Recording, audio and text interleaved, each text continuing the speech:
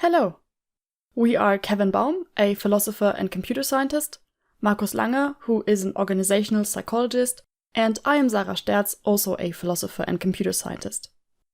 We are all from Saarland University and all part of the interdisciplinary research project Explainable Intelligent Systems, or ICE for short, which is funded by the Volkswagen Stiftung. In this talk, we will tell you something about Trustworthy AI and Explainable AI, in particular about the question of how machine explanations and machine trustworthiness relate.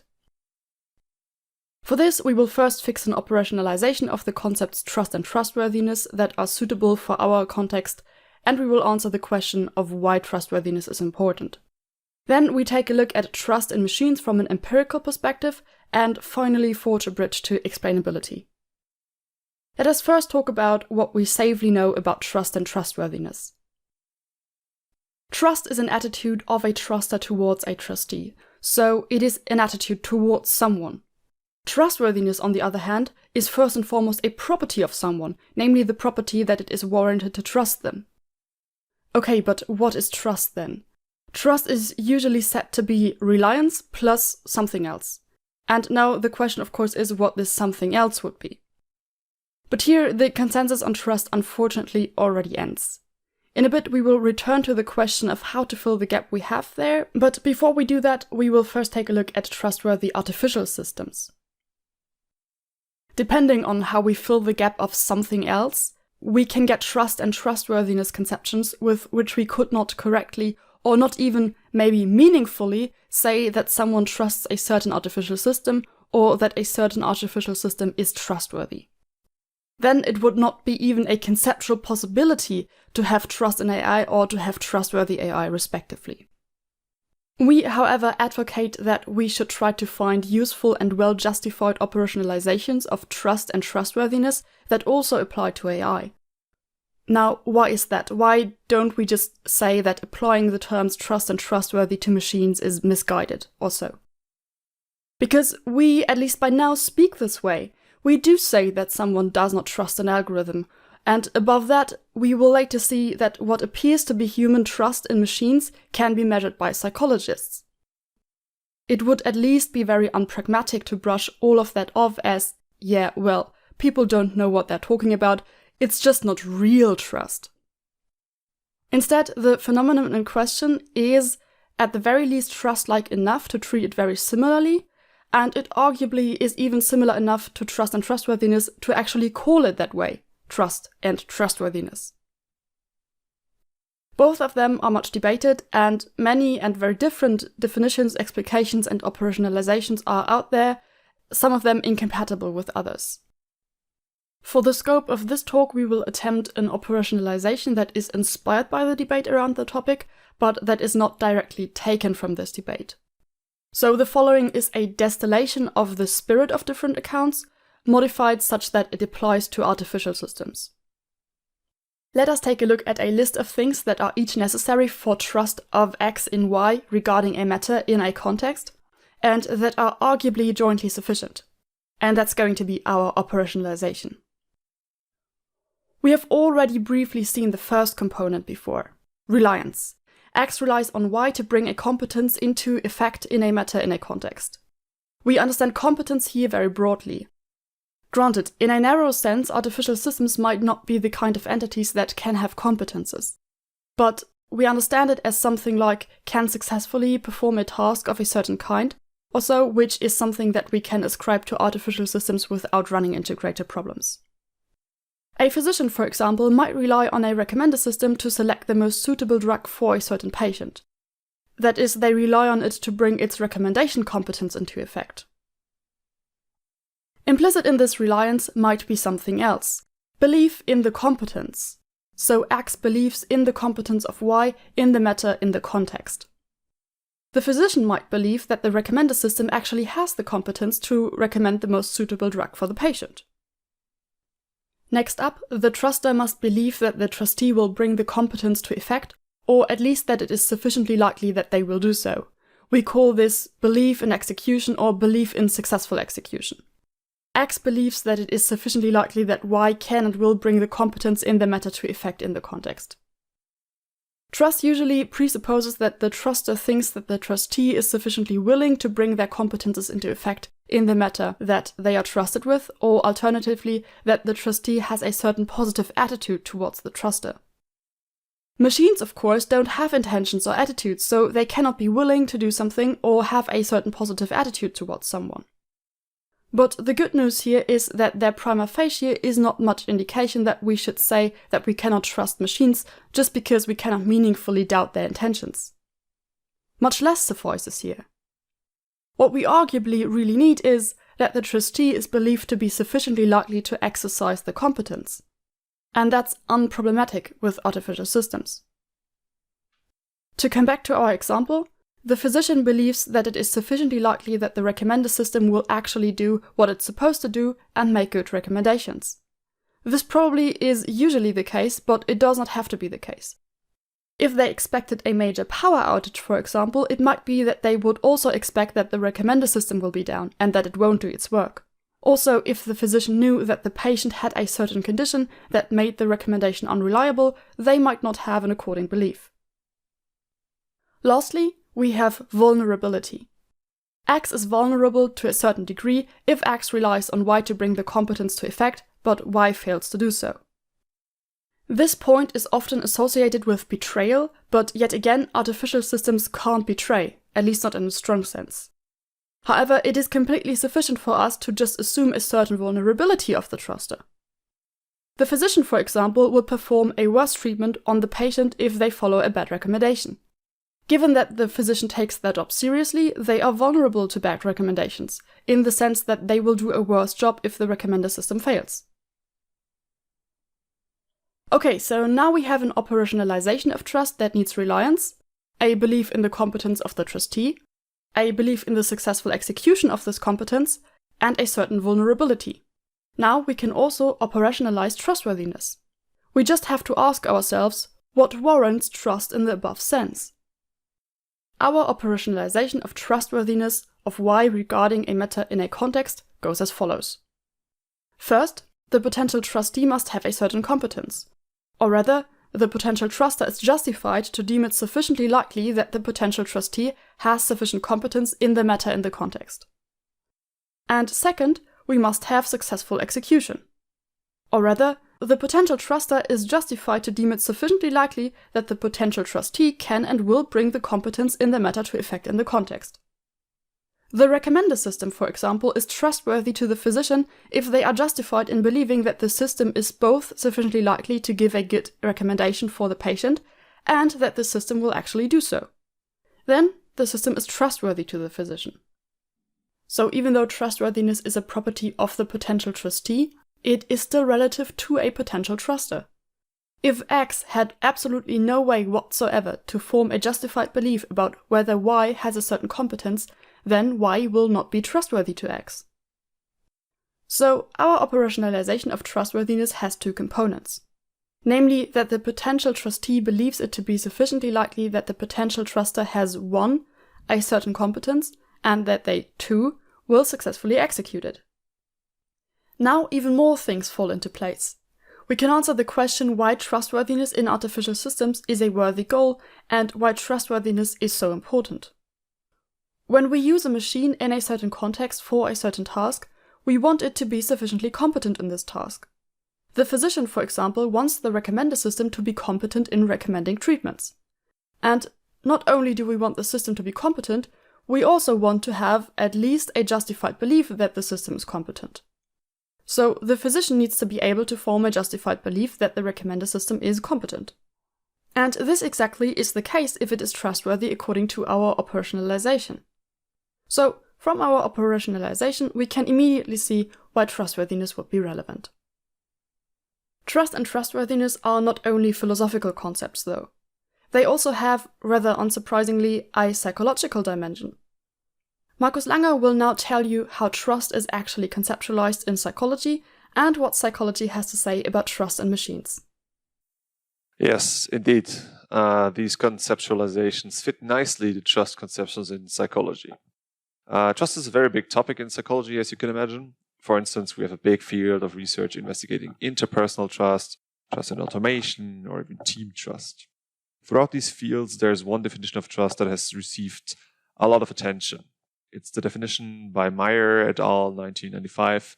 And with attention, I mean somewhere around 25,000 citations. So, according to them, trust is the willingness of a party to be vulnerable to the actions of another party based on the expectation that the other party will perform a particular action important to the truster, irrespective of the ability to monitor or control that other party. This means trust includes vulnerability. If you trust another party, you make yourself vulnerable in a way that your expectations could not be fulfilled. This could mean you would need to correct mistakes made by the other party, or this could mean that you could be betrayed by the other party. Trust also includes expectations with respect to another party, that the other party performs an action in the way you want it to be performed, for instance. Trust also includes an action important to the truster. This makes sense because if it's not important to the truster would not care and would not make themselves vulnerable to another party.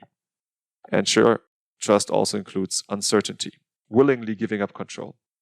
This is very central because it is not trust if you need to constantly monitor and control the actions by another party. So here you see the model by Meyer et al. And this is a respective model they presented in their seminal work that received so much attention. And I agree it's very useful and easy to understand this conceptualization of trust processes. Let me explain what you see here. The general assumption is you have a truster that evaluates whether they should take the risk to willingly rely on a trustee. The trustee is someone considered to fill a task important to the truster. Before actually trusting the trustee, conduct respective task, the truster will evaluate the trustee's trustworthiness based on any information they can get. And trustworthiness is then considered to consist of several facets. In their model, you have ability as one main facet, so the actual ability of a trustee to perform a respective task. You have benevolence, which is if a trustee is benevolent to the truster, they perform a task not only because of self-interest, but because of really being concerned with the welfare of the truster.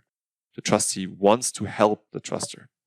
And then there's integrity, which means that the trustee adheres to values and standards the truster finds acceptable and is also expected to consistently follow these values. So in a way, this makes integrity means that the trustee is also acting predictable and reliable. Together with truster's propensity to trust, which is somehow disposition to trust, which is based on, let's say, general prior life experiences, the perceived trustworthiness will contribute to the level of trust one puts into a trustee. This will then be compared to the level of risk associated with the respective task at hand. This means how important is the task to the truster, how hard is the task, what are the consequences of a failure in this task. The higher the perceived risk, the more trust is necessary to actually rely on the trustee, to actually take the risk to rely on the trustee. So if the trust level of trust is high enough, it will translate to what they call risk-taking in the relationship. This is basically just the behavioral outcome of trust. So if trust is an intention, risk-taking would be the behavioral outcome of trust. You could say, yes, trustee, please do this for me. I will rely on you. The trustee then produces outcomes that are also perceived by the truster and will then contribute to perceived trustworthiness again. So this means positive, adequate, or efficient outcomes will give information that the trustor can then use to reevaluate their perceived trustworthiness of the trustee. Consequently, another cycle starts where the truster has more information about the trustee and can adapt their trustworthiness evaluation. Maybe the trustee performed well on this task, which increases the perceived level of ability the trustee has. Over the years, it became clear that it's not just perceived trustworthiness and disposition to trust that contributes to trust. And this model by Baird Colquitt considers, for instance, affect and heuristics to be additional factors important to affect trust. Affect would, for instance, mean the actual effect the person has on a situation. If you're in a positive mood, this would also probably increase the trust you put into other people. And there are heuristics, for instance, does a person look trustworthy? Is the person attractive? Which can also contribute to levels of trust. The Meyer model was also influential in trust in automation research. So all of the aforementioned theories and models I just presented were mainly focused on interpersonal trust. However, the basic processes seem to be partly translatable for trust processes with automated system and AI. Here we see, for instance, Lee's and C's attempt to translate the Meyer model into trust in automation. It looks a bit less clean and less clear than what Meyer proposed, but basically it involves the same or similar concepts. There's an initial level of trustworthiness of a system that consists of several facets: the performance of the system, the purpose of the system, reliability of the system. And this leads to a level of trust, which leads to reliance. So the behavioral outcome of trust again, and any outputs the system produces adjusts trustworthiness assessments again. What is also clear is that the additional things that contribute to trust, for instance, affect and heuristics, are also relevant to determine trust in automated systems. For instance, a clean user interface can contribute to higher perceived trustworthiness without the system being actually more trustworthy. So if you have a shiny UI, it might make people trust systems more likely. So in summary, what's the essence here? Trustworthiness consists of several facets. And those facets always seem to involve something like performance, reliability, ability, accuracy of systems. They involve integrity, predictability, consistent performance, but they also involve things like benevolence or the purpose to which a system maybe was designed. The trustworthiness of a system contributes to actual trust, and trusters perceive trustworthiness of a trustee. This means actual trustworthiness of a trustee does not necessarily translate to perceived trustworthiness. This, for instance, depends on whether cues to trustworthiness are accessible or observable. Can I observe a system when it is being trustworthy, when it is acting in a way that I would see, oh, this is performing well? Are these accessible cues relevant to assess trustworthiness? Or do I just see the user interface, which might not directly translate to trustworthiness, to actual trustworthiness? Does the truster detect those cues? And does the truster adequately use those cues to evaluate trustworthiness? What is also clear is that the higher the risk involved, the higher the necessary level of trust to achieve risk-taking, to achieve that trusters rely on trustees. And it is clear that there's a feedback loop from trustees' action outcomes on perception of trustworthiness. This means positive outcomes might lead to higher perceived trustworthiness. And depending on the outcome, different facets of trustworthiness might be judged differently. But what is also important, although the main concepts seem to be the same for interpersonal trust, for trust and automation, it's not all same. This means there are studies showing that errors by automated systems lead to stronger effects on perceived trustworthiness compared to errors by humans, but only for classical automation tasks, for instance, monitoring in air traffic control.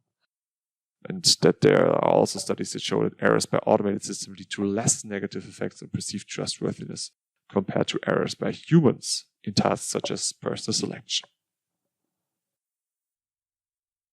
Now that we have learned about the conceptual character of trust and trustworthiness, and about empirical models and operationalizations, and all this with a special eye on artificial systems as being the trustees, we can turn to the question of how exactly explainable AI fits into the picture.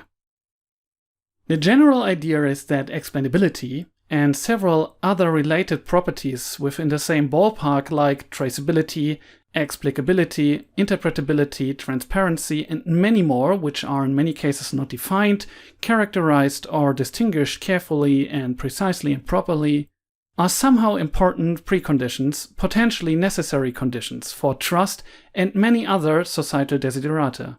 For instance, we read in the ethics guideline for Trustworthy AI, developed by the high-level expert group on artificial intelligence set up by the European Commission, that it is crucial for building and maintaining users' trust in AI systems that decisions are explainable to those directly and indirectly affected.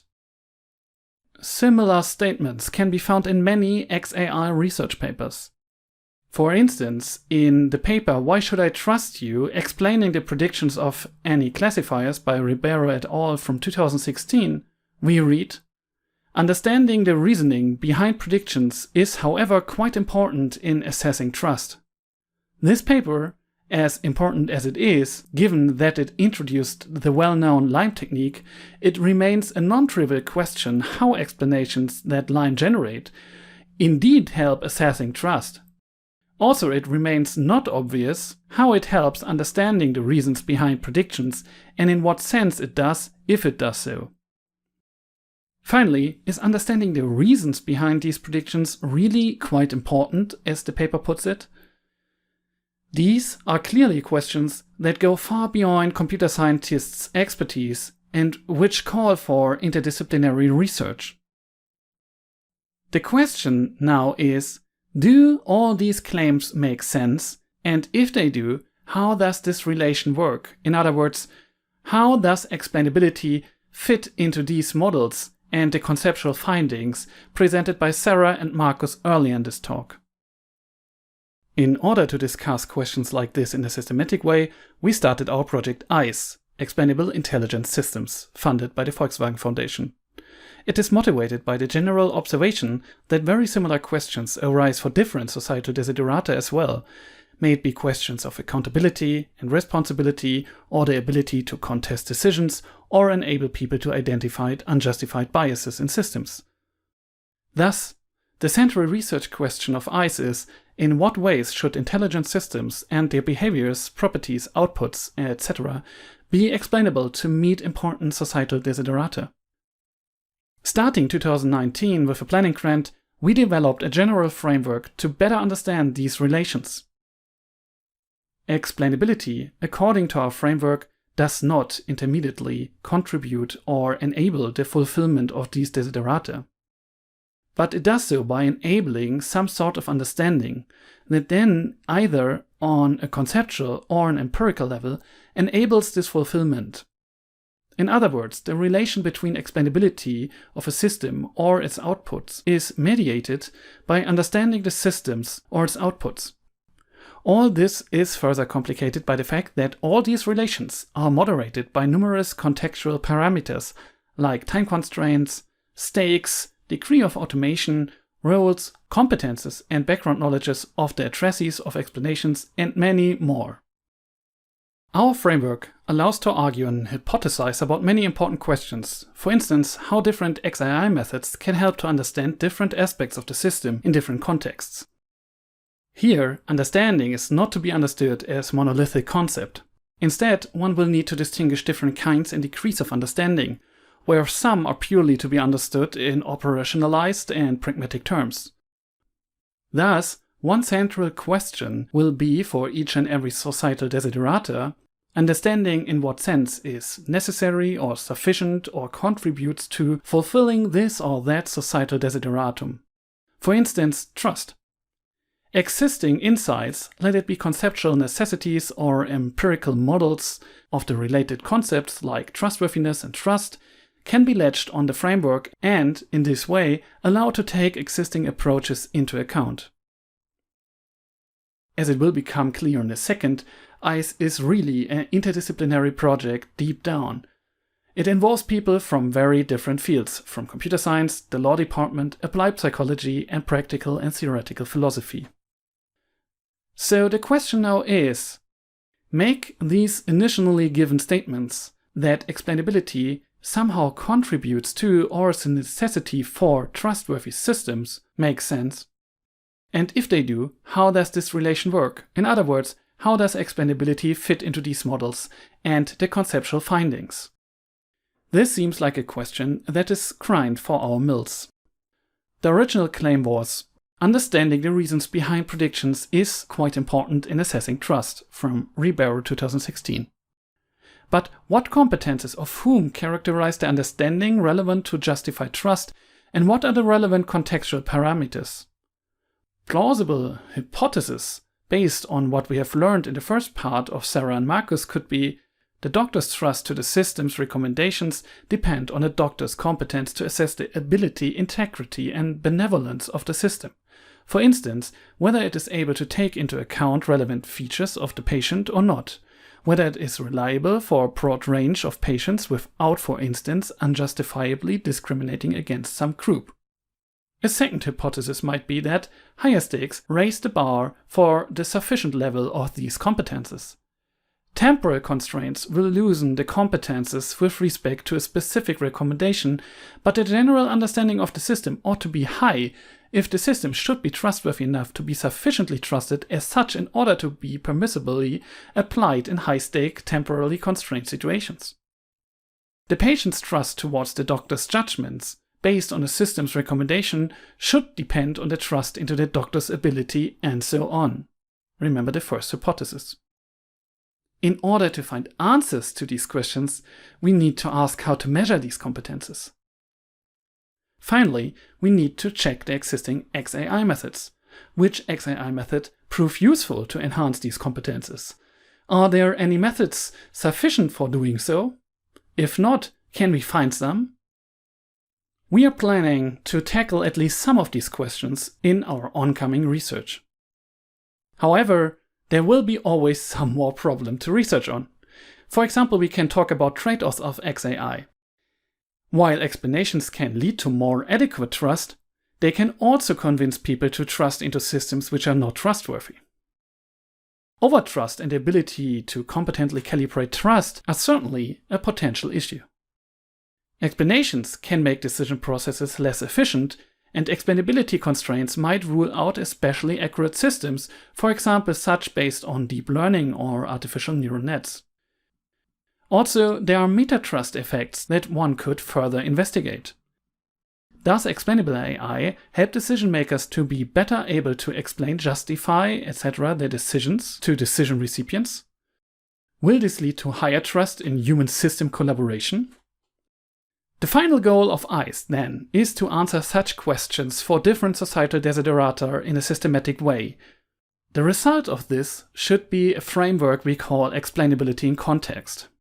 It shall provide concrete suggestions regarding the kinds and methods of explanation that are needed in different contexts, including different addressees, so as to meet specific societal desiderata.